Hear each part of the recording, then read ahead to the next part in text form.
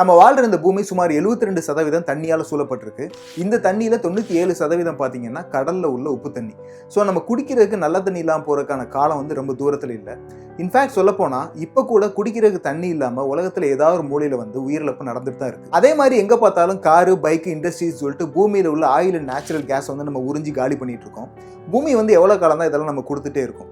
அதுவும் காலியாகிறதுக்கான நாள் ரொம்ப தூரத்தில் இல்லை. இப்படி இது எல்லாமே காலியாகிற இந்த நேரத்தில் நம்மளோட வாழ்வாதாரத்துக்கு நம்ம இனிமேல் என்ன பண்ண போகிறோம்? இதுக்கான தீர்வு சயின்ஸ் அண்ட் டெக்னாலஜி கிட்ட இருக்கா இல்லையா?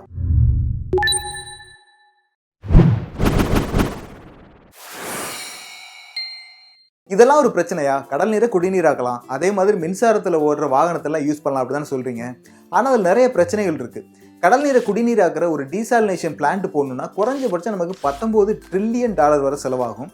அது மட்டும் இல்லாமல் இந்த பிளான்ட்டை ஓட்டுறதுக்கு நமக்கு ஏகப்பட்ட எனர்ஜி தேவை, அதுக்கான ரிசோர்ஸ் நம்ம கண்டிப்பாக தேவை.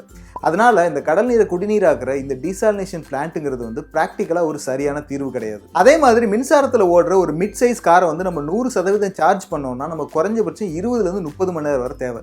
ஸோ இப்போ இருக்க டெக்னாலஜிஸ் படி பார்த்தீங்கன்னா மின்சாரத்தில் ஓடுற இந்த வாகனங்கள்லாம் இந்த பிரச்சனைக்கு ஒரு சரியான தீர்வே கிடையாது. யோசிச்சு பாருங்க, ஒரு சின்ன வடிகட்டி, அந்த வடிகட்டி மேலே நீங்கள் கடல் நீரை ஊற்றுனீங்கன்னா இந்த வடிகட்டி அந்த கடல் நீரில் உள்ள எல்லா உப்பையும் எடுத்துட்டு உங்களுக்கு நல்ல தண்ணி மட்டும் கொடுக்கும். அதே மாதிரி உங்கள் மொபைல் ஃபோனோட பேட்டரியை 5 செகண்டில் கம்ப்ளீட்டாக சார்ஜ் பண்ணிடலாம். மின்சாரத்தில் ஓடக்கூடிய ஒரு காரோட பேட்டரியை 30 செகண்டில் சார்ஜ் பண்ணி முடிச்சிடலாம். இப்படிப்பட்ட டெக்னாலஜிஸ் எல்லாம் இருந்தால் எவ்வளோ நல்லா இருக்கும். இதில் ஒரு இன்ட்ரெஸ்டிங்கான விஷயம் என்னன்னா, இப்போ நான் சொன்ன எல்லா விஷயங்களுமே சாத்தியம்தான். இதுக்கான வேலைகளை ஆல்ரெடி சயின்டிஸ்ட் அண்ட் என்ஜினியர்ஸ் எல்லாம் பண்ணிட்டு இருக்காங்க. கூடிய சீக்கிரம் இந்த விஷயங்கள்லாம் நம்ம கைக்கு சேர்ந்தா கூட இதில் ஆச்சரியப்படுறதுக்கு ஒன்றுமே இல்லை.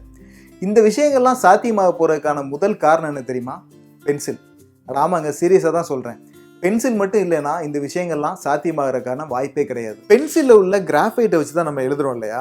இந்த கிராஃபைட் முழுசும் கார்பன் ஆட்டம்ஸால் ஆனது. இந்த பென்சிலை வச்சுட்டு ஒரு பேப்பரில் ஒரு சின்ன கோடை போகிறேன்னு வச்சுக்கலாம். இப்போ இந்த லைனை, அதாவது கிராஃபைட்டை ஒரு மைக்ரோஸ்கோப்பை வச்சுட்டு அட்டாமிக் லெவலில் இதோட ஸ்ட்ரக்சர் எப்படி இருக்குன்னு நம்ம பார்த்தோம்னா நிறைய பேப்பரை ஒன்று மேலே ஒன்று அடுக்கி வச்ச மாதிரி லேயர் பை லேயராக இருக்கும். இப்போ இதில் ஒரு லேயரை மட்டும் தனியாக எடுத்துட்டு அதோட அட்டாமிக் ஸ்ட்ரக்சர் எப்படி இருக்கும்னு நம்ம பார்த்தோம்னா நிறைய கார்பன் ஆட்டம்ஸை எடுத்துட்டு ஒரு தேன் கூடு மாதிரி பின்னுனா எப்படி இருக்கும் அந்த மாதிரி தான் இருக்கும். அண்ட் இந்த ஒவ்வொரு லேயரோட திக்னஸ் பார்த்தீங்கன்னா 1 ஆட்டம் திக். ஒரு பேப்பரில் நம்ம போடுற இந்த கோட்டை மைக்ரோஸ்கோபிக் லெவலில் பார்த்தீங்கன்னா இந்த மாதிரி பல மில்லியன் லேயர்ஸை ஒன்னோட ஒன்று அடுக்கி வச்ச மாதிரி தான் இருக்கும். 2004 ஆண்ட்ரூ கிளிம் அண்ட் கான்ஸ்டன்டைன் நோவஸ்லாஃப்னு 2 சயின்டிஸ்ட்டு ஒரு ஸ்காட்ச் டேப்பையும் பென்சிலில் உள்ள ஒரு சின்ன கிராஃபைட் டூலையும் எடுத்துட்டு அந்த டேப் மேலே இந்த கிராஃபைட் டூலை வச்சுட்டு டேப்பை ஃபோல்டு பண்ணி பிரித்து எடுக்கிறப்போ அந்த கிராஃபைட்டு 2ஆக பிரிஞ்சுது. அதாவது கிராஃபைட்டில் உள்ள அந்த மில்லியன்ஸ் ஆஃப் லேயர்ஸ் பாதியாக பிரிஞ்சு வந்திருக்கும் இல்லையா? இதையே பல தடவை திருப்பி பண்ணி முடிக்கிறப்போ கிராஃபைட்டில் உள்ள லேயர்ஸ் எல்லாம் குறைஞ்சு கடைசி அவங்களுக்கு கிடைச்சது ஒரே ஒரு layer, single layer of carbon atoms, graphene. இந்த கிராஃபீனை கண்டுபிடிச்சதுக்காக இவங்களுக்கு கிடைச்ச விஷயம் என்ன தெரியுமா? Nobel prize. என்ன ஒரு சாதாரண டேப்பையும் பென்சிலையும் வச்சுட்டு இப்படி பண்ணதுக்காக நோபல் பிரைஸ் அப்படின்னு நீங்கள் கேட்கலாம். காலங்காலமாக சயின்டிஸ்ட்லாம் என்ன நினச்சிட்டு இருந்தாங்கன்னா சிங்கிள் லேயர் ஆஃப் கிராஃபைட் தயாரிக்கிறது வாய்ப்பே கிடையாது, ஏன்னா அது கெமிக்கலாக அன்ஸ்டேபிளாக இருக்கும் அப்படின்னு நினச்சிட்டு இருந்தாங்க. ஆனால் இவங்க 2 பேர் ரொம்ப சாதாரணமாக டேப்பையும் பென்சிலையும் வச்சுட்டு இந்த கிராஃபீனை கண்டுபிடிச்சிட்டாங்க. அதுக்காக தான் இவங்களுக்கு நோபல் பிரைஸ். அதெல்லாம் சரி, நோபல் பிரைஸ் கொடுக்குற அளவுக்கு இந்த மெட்டீரியல் அவ்வளோ ஒர்த்தா அப்படிங்கிற கேள்வி உங்களுக்குள்ள கண்டிப்பாக வந்திருக்கும். கிராஃபீன் தான் இதுவரை கண்டுபிடிக்கப்பட்டதுலேயே ரொம்ப ஸ்ட்ராங்கான மெட்டீரியல். ஸ்டீலை விட பல 100 மடங்கு ஸ்ட்ராங்கு. இது மேலே ஒரு யானையை ஏற்றி நிப்பாட்டி வச்சா கூட உடையாது. அதனால் இந்த மெட்டீரியலை வச்சுட்டு flight, space craft, bullet proof dress, satellite, car, bike, helmet, இந்த மாதிரி என்ன வேணாலும் பண்ணலாம். இதில் ஸ்பெஷாலிட்டி என்னென்னா இந்த மெட்டீரியல் பேப்பரை விட பல மில்லியன் டைம்ஸ் தின்னாக இருக்கும்.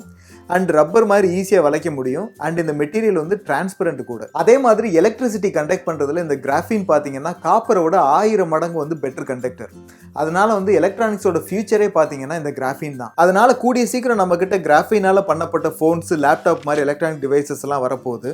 இந்த மாதிரி எலக்ட்ரானிக் டிவைசஸை பார்த்தீங்கன்னா ரொம்ப தின்னா பேப்பர் சைஸில் கூட நம்மளால் தயாரிக்க முடியும். அதே மாதிரி பேப்பரை நம்ம பேக்கெட்டில் மடித்து வைக்கிற மாதிரி இந்த மாதிரி டிவைசஸை நம்மளால் மடித்து பேக்கெட்டில் வச்சு எங்கேயும் கொண்டு போயிட முடியும். நம்மளோட லேப்டாப், மொபைல் ஃபோனில் யூஸ் பண்ணுற பேட்டரிஸை சார்ஜ் பண்ணி முடிக்கிறதுக்குள்ளே போதும்னு ஆயிடுது இல்லையா? இதுவே கிராஃபீனால் செய்யப்பட்ட சூப்பர் கெப்பாசிட்டர்ஸை நம்ம பேட்டரிஸாக யூஸ் பண்ணால் உங்களோட மொபைல் ஃபோனையே 5 செகண்டில் கம்ப்ளீட்டாக சார்ஜ் பண்ணிடலாம். அதுவே மின்சாரத்தில் ஓடக்கூடிய ஒரு காரை 30 செகண்டில் கம்ப்ளீட்டாக சார்ஜ் பண்ணி முடிச்சிடலாம். தண்ணியில் உள்ள சால்ட் அயான்ஸ் இந்த கிராஃபீன் மெட்டீரியலை யூஸ் பண்ணிட்டு ஈஸியாக ஃபில்டர் பண்ணி எடுத்துடலாம். நிறைய ரிசர்ச் எல்லாம் ஆல்ரெடி ப்ரூவ் பண்ணியிருக்கு. லக்கீட் மார்டின் ஒரு கம்பெனி பார்த்தீங்கன்னா ஆல்ரெடி இந்த கிராஃபீனை வச்சுட்டு எப்படி வாட்டர் ஃபில்டர் தயாரிக்கிறதுக்கான வேலையெல்லாம் ஆல்ரெடி பண்ணிட்டு இருக்காங்க. நம்ம வீட்டில் கூட இந்த வாட்டர் ஃபில்டர் தான் கூடிய சீக்கிரம் வந்துருச்சுன்னா ஆச்சரியப்படுறதுக்கு இல்லை. ஒரு நாளைக்கு சூரியன்லேருந்து ஏகப்பட்ட எனர்ஜி பூமிக்கு கிடைச்சிட்டு தான் இருக்குது. ஆனால் இப்போ உள்ள டெக்னாலஜி யூஸ் பண்ணிட்டு சோலார் எனர்ஜியை நம்ம யூஸ் பண்ணாலும் நம்மளால் பெரிய அளவில் வந்து இந்த சோலார் எனர்ஜியை வந்து ஸ்டோர் பண்ணி வைக்க முடியல. எல்லா எனர்ஜியும் வேஸ்ட் ஆகிட்டு தான் இருக்குது. கிராஃபீனால் இந்த நிலைமை கம்ப்ளீட்டாக மாறிடும். கிராஃபீனால் சோலார் பேனல் செஞ்சுட்டு சூரியன்லேருந்து வர எனர்ஜியை எலக்ட்ரான்ஸாக அந்த கிராஃபீன் பேனல்லே நம்மளால் ஸ்டோர் பண்ணி வச்சுக்க முடியும். ஸோ கிராஃபீன் வந்துட்டா ஊரில் உள்ள நிறைய பவர் பிளான்ட்டுக்கு வேலை எல்லாம் போயிடும். நம்மளால் எலக்ட்ரிசிட்டி பில்லு கட்டணும்னு அவசியமே கிடையாது. இப்போ புரியுதா ஏன் டேப்பையும் ஒரு பென்சிலையும் மட்டும் வச்சு பண்ணப்பட்ட ஒர்க்குக்கு நோபல் பிரைஸ் கொடுத்தாங்க அப்படின்னு? இந்த கிராஃபீனில் உள்ள மிகப்பெரிய பிரச்சனை என்னன்னா, அது மேனுஃபேக்சர் பண்ணுறது ரொம்ப கஷ்டம். ஸோ இப்போ படிச்சிருக்க ஸ்டூடெண்ட்ஸ் யாருக்கு இந்த உலகத்தை மாற்றணும் அப்படிங்கிற ஐடியா இருந்ததுன்னா தயவு செஞ்சு மெட்டீரியல்ஸ் இன்ஜினியரிங் டிகிரி வாங்கிட்டு ஈஸியாக எப்படி கிராஃபீனை மேனுஃபேக்சர் பண்ணுற வழியை கண்டுபிடிச்சி எங்களுக்குலாம் நிறைய கிராஃபீனை கொடுங்க ப்ளீஸ். இதே மாதிரி கிராஃபீன் அண்ட் நானோ டெக்னாலஜி பற்றின நிறைய விஷயங்கள் தெரிஞ்சுக்கணும்னா இந்த வீடியோ ஃபேஸ்புக்கில் பார்த்துட்டு இருந்தீங்கன்னா மேலே இருக்க லிங்கை கிளிக் பண்ணி எங்கள் யூடியூப் சேனலுக்கு மறந்துடாமல் சப்ஸ்கிரைப் பண்ணுங்கள். அதே மாதிரி இந்த வீடியோ யூடியூப்பில் பார்த்துட்டு இருந்தீங்கன்னா சப்ஸ்கிரைப் பட்டனை கிளிக் பண்ணி சப்ஸ்கிரைப் பண்ணுங்கள். Thanks.